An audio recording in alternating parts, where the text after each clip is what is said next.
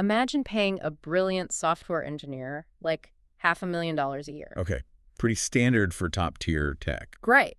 But then imagine pulling them into your office to actually reprimand them because they didn't spend an extra $250,000 of the company's money on artificial intelligence. I mean, that sounds completely insane. It really does, almost like a fast track to bankruptcy. But today, we're looking at why one of the most powerful people in tech argues that this is the exact mindset you absolutely need to adopt to survive the next 5 years. It is a total inversion of how we normally think about, corporate budgeting and human capital. We're moving from a world where computing was an overhead cost to one where computing is essentially a digital coworker. Exactly. So welcome to another custom-tailored deep dive designed specifically for you. We have a massive stack of notes today from a really fascinating YouTube interview, essentially a vlog format, on the All In podcast. Yeah, that was a great conversation. It really was. And the guest was Jensen Huang, the CEO of NVIDIA. Now, our mission today isn't to just marvel at technology. We are here to discuss the viewpoints from this YouTube vlog and cut straight through the typical Silicon Valley hype. We want to extract his highly specific, tangible roadmap for what AI actually looks like over the next 3 to 5 years. Which is much sooner than most people think. Oh, for sure. By the end of this deep dive, you are going to understand why the ultimate programming language of the future might just be plain English, and why the enterprise software industry is about to experience a paradigm shift unlike anything we've seen since, well, the invention of the internet. I'm really glad to be diving into this one with you. And it really does require a deep dive because we aren't just talking about faster chatbots here. Right. We're talking about a fundamental rewiring of how work happens, how science is conducted, and honestly, how we interact with the physical world. Okay, let's unpack this from the ground up. We really have to start in the foundational layer, which is the hardware and the massive data centers. Yeah, you can't skip the hardware. Because frankly, you can't understand the future of the software if you don't understand the physical engine that's running it. The guest made a really interesting point right out of the gate. He said NVIDIA is no longer just a GPU company that makes graphics chips. Right. They are an AI factory company now. Exactly. And he introduced this overarching concept he calls Dynamo. The name Dynamo is actually a very deliberate historical callback. Oh, really? Yeah, he named it after the actual machine created by Siemens that originally turned water power into electricity. It essentially powered the factory of the previous industrial revolution. Wow, okay. So, he is positioning this new hardware and software ecosystem as the dynamo for the next industrial revolution. But to understand how it works, we have to look at a core technical shift he calls disaggregated inference. Disaggregated inference. Okay, so if I'm understanding this correctly, we are realizing that generating an AI response, the inference phase, isn't a simple one-size-fits-all math problem anymore. No, not at all. It's more like building a skyscraper. You wouldn't use a massive dump truck to deliver the fragile glass windows, and you wouldn't use a sports car to haul the heavy steel girders. Well, that would be a disaster. You need a highly orchestrated mix of specialized vehicles. That is a perfect way to look at it. Yeah. The sheer complexity of AI has fundamentally broken the old computing model. Yeah. You can't just shove all this complex mathematics through one type of processor anymore. It just bottlenecks. Exactly. Yeah. The pipeline has to be broken up or disaggregated. It's becoming heterogeneous. So it's not just like rows and rows of identical GPUs humming away in a server rack anymore. Nope. You have GPUs doing the heavy parallel processing, sure. But you also have standard CPUs. You have storage processors like NVIDIA's Bluefield, whose entire job is just to act as traffic control for data. So the main chips don't get bogged down waiting for information to arrive. Exactly. And then you have new additions to the ecosystem like Grok LPUs, which are highly specialized chips designed specifically for the rapid processing of language. The operating system's job is to intelligently route the exact right piece of the workload to the exact right specialized chip in real time. It's basically an orchestra of specialized silicon. And building this orchestra is wildly expensive. In the vlog interview, there was a fascinating debate about the economics of all this.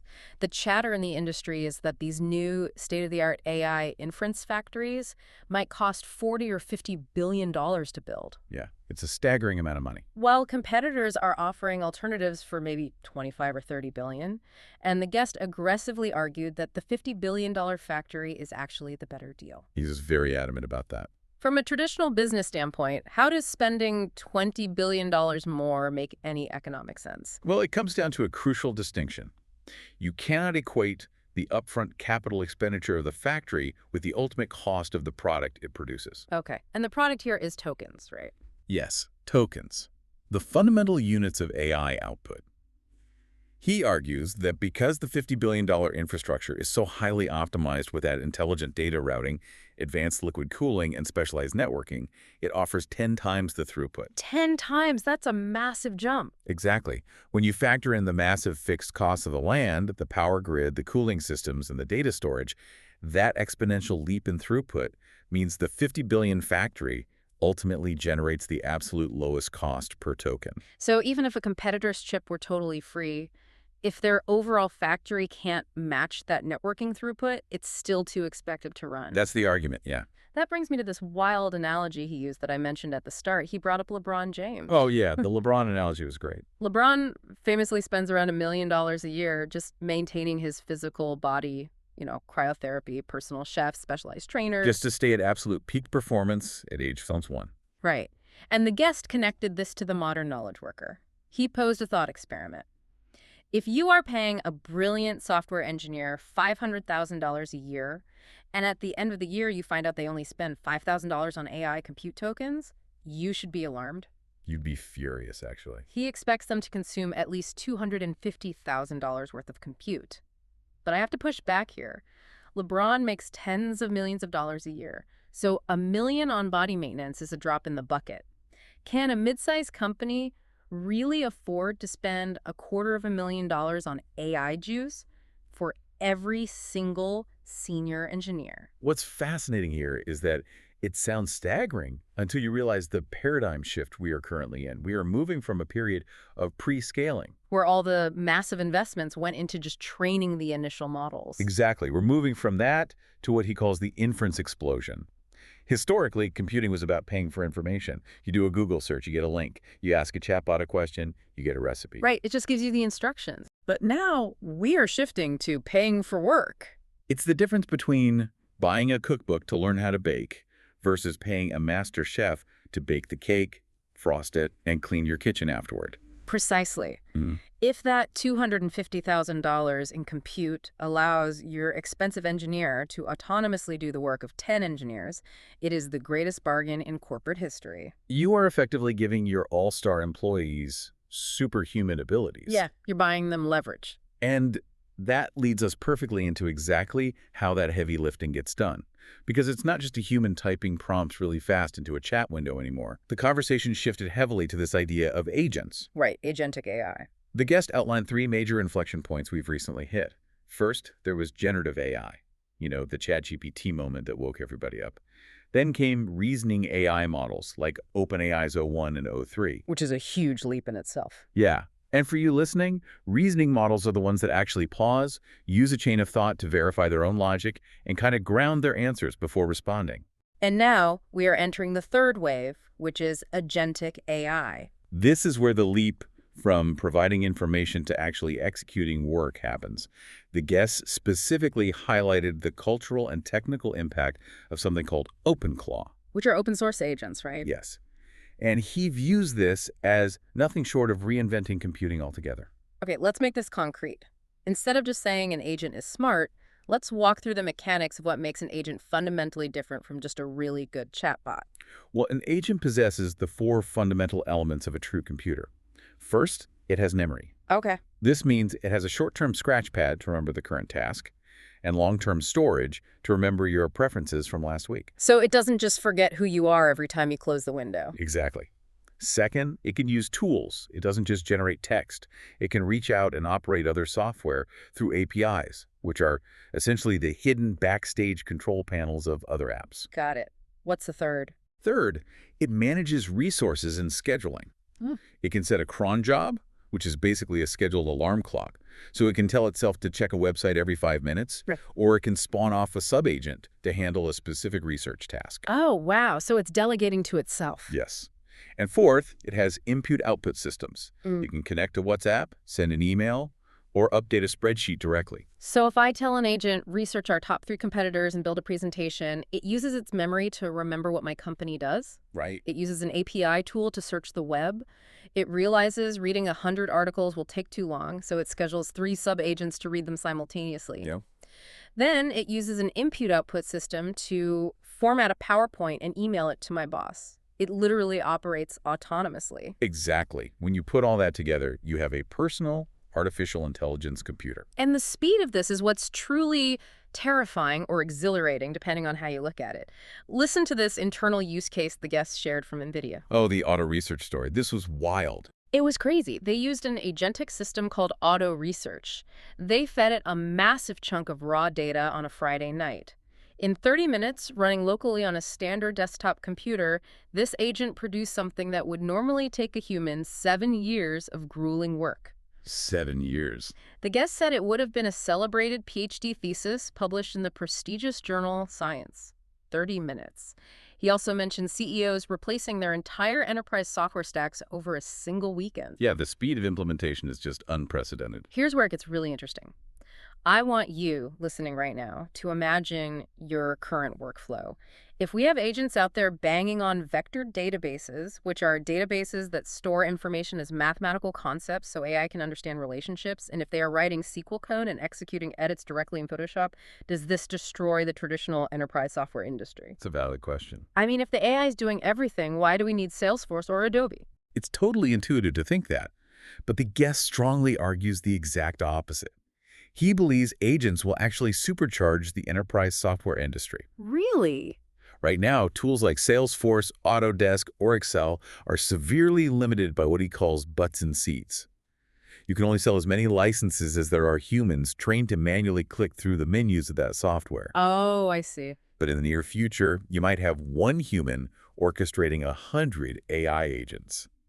And all of those agents will be banging on those traditional enterprise tools because those tools represent the ground truth. The ground truth. Yeah, they are the established systems of record where humans can control, audit, and verify the output. Ah, okay. So the software companies aren't dead. Their user base just shifts from biological humans to millions of digital agents running in the background. Exactly. And this ties into a really profound philosophical shift the guest noted. Phrases like, wow, this is too hard, or this is going to take too long, or we need too many people. He says those thoughts are entirely gone from his vocabulary. Gone completely. Yeah. Just like nobody looks at a mountain today and says, we can never tunnel through that.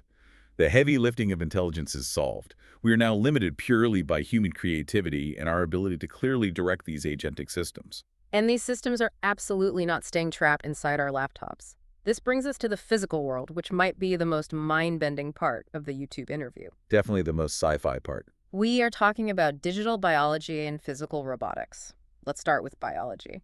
The guest claimed we are nearing the ChatGPT moment for biology in just 2 to 5 years.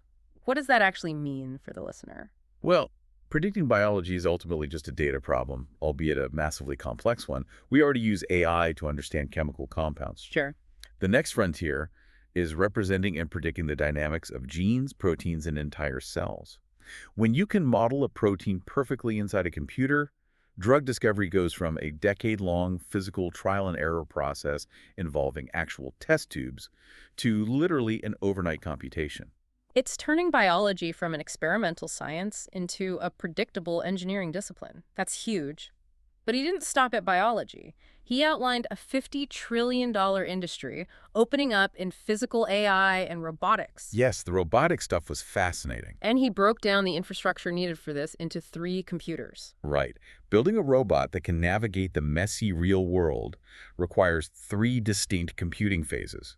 First, you need the training computer. This is the massive data center we talked about earlier, which builds the initial AI model, basically, the brain. Okay, got it. Then, crucially, you need the simulation computer. NVIDIA calls this Omniverse. I love the concept of Omniverse. It's essentially like the Matrix or a hyper-realistic flight simulator for AI. Exactly. It's a virtual gym that strictly obeys the laws of physics, gravity, friction, lighting, material density. You evaluate and train the digital brain inside this twin of the real world so it learns how to catch a ball or climb stairs without breaking a $1 million physical robotic arm in the process. Precisely. You simulate the mistakes digitally where it costs nothing. Finally, once the brain is trained, you have the third computer, which is the edge computer. And that's the physical chip. Yeah, this is the actual physical chip sitting inside the robot or the autonomous car, processing the real-time data from its cameras and sensors. And this isn't some distant sci-fi future. He stated the timeline for high-functioning robotics to be everywhere is shockingly short. He said just 3 to 5 years. That's right around the corner. He even mentioned that telecommunications base stations, those cell towers everywhere, which are currently a $2 trillion industry, will be transformed into an extension of this AI infrastructure. Yeah, they will essentially turn into edge computing towers to support the massive data needs of all these robots roaming around. But let's bring this down to the everyday application, the listener's commute to their home. The guest mentioned Elon Musk's prediction that there will eventually be at least one robot for every human on Earth.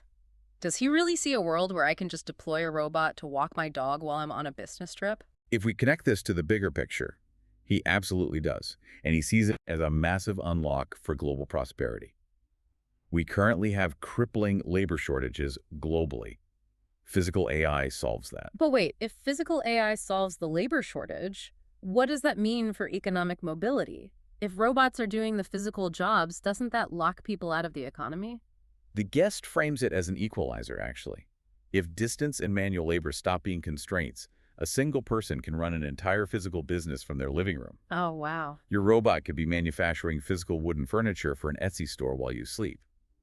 The guest mentioned a reasoning system called Alpamayo that can decompose incredibly complicated physical scenarios into simpler, actionable steps. So it understands how to break a big physical task down. Right. When robots can reason through physical tasks, humans transition from being manual laborers to being the managers of robotic labor. Distance effectively dies as a barrier to productivity. Now, if whoever controls these autonomous robotic workforces essentially controls global manufacturing and biological engineering, it completely rewires the geopolitical map. It really does. It becomes a totally different game. Suddenly, AI isn't just a tech sector issue, it's a national security imperative. And just as a quick rule check for our listeners, we are remaining completely impartial here. We are simply reporting the guest's viewpoints on the political landscape from the vlog. Right, just laying out his perspective. Looking at the geopolitical side, the guest made it clear how he views the current U.S. administration's goals. He noted that President Trump wants the American technology industry to lead, win, and spread its influence globally. Yeah, he mentioned that explicitly. It's fascinating to hear how a CEO navigating these massive supply chain shifts interprets the intersection of tech and national security. For context, he revealed that NVIDIA went from holding a 95% market share in China down to basically 0% due to regulations. Though they are currently working through newly approved licenses to re-enter that supply chain. Right. But what really stood out was his stark warning against doomerism. He compared the current wave of fear surrounding AI to what happened to the United States nuclear industry. It's a very potent historical analogy. He pointed out that extreme unchecked fear essentially shut down the U.S. nuclear energy sector. Completely halted it. Yeah, to the point where the U.S. is currently building zero-fission reactors, while a geopolitical rival like China is building 100. Wow. His core argument regarding national security is that the greatest risk to the United States isn't the AI itself. The risk is the failure to adopt it, while other nations aggressively move forward and build their own AI factories. But I have to ask. He insisted multiple times that we have to remember AI is just computer software. He did say that a lot. Right. It's not a biological being. It's not an alien. If it's just software, why is there so much inherent visceral fear across the public and policymakers? I mean, we aren't terrified of Microsoft Word. Well, because software's never had agency before. Microsoft Word doesn't decide to write a letter on its own, use its scratchpad memory to research a topic, and then email it to someone while you're asleep. Okay, fair point. But his strategic point remains. If the U.S. isolates itself out of fear of that agency, it loses all its global leverage. He stressed that relying on other nations for rare earth minerals or 5G telecommunications is an acknowledged security vulnerability today. Yeah, everyone agrees on that. In his view, failing to make the American tech stack, from the physical chips all the way up to the agentic platforms, the global standard, would be an identical, massive strategic failure. And interestingly, part of his strategy for global dominance involves open source technology. You'd think a company building $50 billion factories would want everything locked down tight. You would think so, yeah. But he firmly believes AI models must be both a proprietary product and an open source technology. Right, because decentralization proves that you can't put the genie back in the bottle through localized regulation anyway. The technology just routes around the rules. Exactly. He referenced a fascinating crypto project called BitTensor Subnet 3. This wasn't just theoretical. A completely decentralized network of independent computers across the globe managed to train a 4 billion parameter LLM model. And they did it statefully. Okay, let's pause there because statefully is a heavy technical word. Basically, instead of needing one giant continuous supercomputer in a single room to hold all the memory of the training process, this decentralized network could pause, pass the memory state across the internet to different machines, and resume training without losing its train of thought. Yeah, it's incredible. You have random people connecting their excess computer power over the internet, and together they are training a massive AI model without a central corporate server. Exactly. The compute power is becoming democratized. Therefore, his argument is the strategy has to be winning through aggressive innovation and broad diffusion of the technology, rather than trying to isolate it behind a wall. So, bringing all of this back to you, the listener, we've talked about $50 billion data centers, global geopolitical chess, digital biology, and robots manufacturing furniture. How does this massive macroeconomic shift affect your actual career tomorrow morning? That's the million-dollar question. The guest was asked what advice he would give to high schoolers right now. His answer was incredibly revealing. Deep science, math, and crucially, language skills. He said, because plain English is now the ultimate programming language of AI, the English major might end up being the most successful person in the room. It completely flips the last 20 years of learn to code on its head. It really does. This raises an important question about how we view automation. To illustrate this, the guest used a brilliant analogy regarding radiologists. 10 years ago, tech experts warned people to stay away from radiology because computer vision and AI were going to completely replace the humans reading the medical scans. But the exact opposite happened. Right. The AI made the initial scanning process so much faster that hospitals could process and treat far more patients. Revenues went up, and the demand for human radiologists actually skyrocketed to help manage, interpret, and diagnose this massive new influx of data. Wow. The overarching purpose of the job remained, even though the specific, tedious tasks changed. He also used the analogy of a chauffeur. Autonomous driving will eventually eliminate the mechanical act of steering the car, but the human chauffeur doesn't disappear. They evolve into a mobility assistant who manages the car's route, handles your luggage, anticipates your schedule, and coordinates your day while the car handles the steering wheel. That's a great way to frame it. So what does this all mean? I want you to reflect on your own job for a second. In your daily work, are you the driver, white-knuckling the steering wheel of the tasks? Or are you the mobility assistant directing the outcome and managing the tools? The guest's core philosophy on this is somewhat famous now, and it rings truer than ever. He says, you're not going to lose your job to AI. You're going to lose your job to somebody using AI. Yeah, I've heard that quote everywhere. Because the critical skill of the future is orchestration. It's knowing how to specify an outcome without overprescribing the steps. You have to leave room for the AI agent to innovate and find the most efficient path. It's exactly like being a brilliant manager, but instead of managing a team of entry-level human interns who need their hands held, you're managing 100 hyper-intelligent digital agents who just need clear, plain English instructions. Exactly. While we have covered some serious ground today, we started at the bedrock, those massive $50 billion AI factories powered by Dynamo using disaggregated inference to generate the lowest cost per token. The foundation of it all. Right.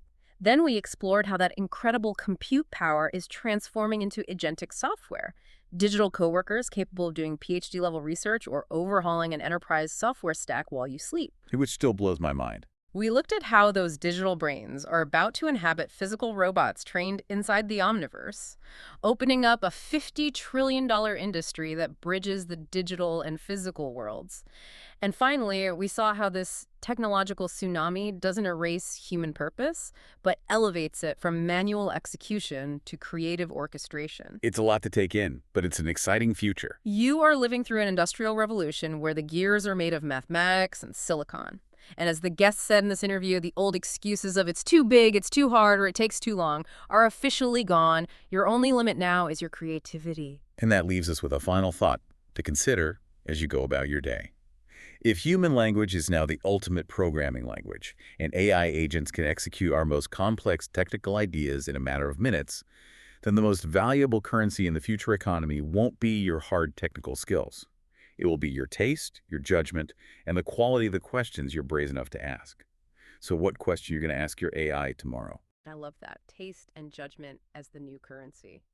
Thank you for joining us on this deep dive. We are thrilled to be your shortcut to staying well-informed on the edge of tomorrow. Until next time.